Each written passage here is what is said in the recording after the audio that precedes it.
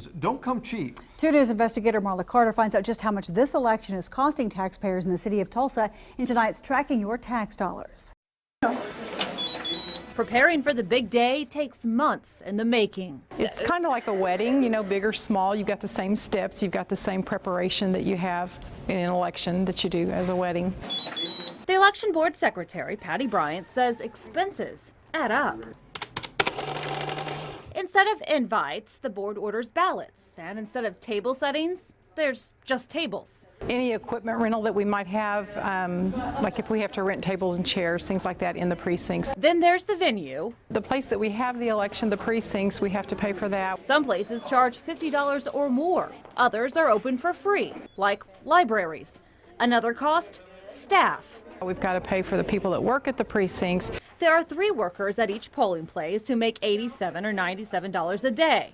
Times that by 195 precincts, and that alone will cost at least $17,000 for the citizens of Tulsa. And the costs keep coming. And then we pay mileage, so that's another expense. Then there's also the election board staff and any overtime that they might have. You know, it adds up real fast. In the end, the cost for this city of Tulsa election comes in at $160,000. It'll all be on the city of Tulsa to pay for it. Brian says all the extra work put into preparing for the big day is all worth it, as long as the guests show up. If people would just exercise their right to vote, that would be so good. The 2 News investigators are tracking your tax dollars. If there's something you'd like us to look into, send us an email at investigators@kjrh.com.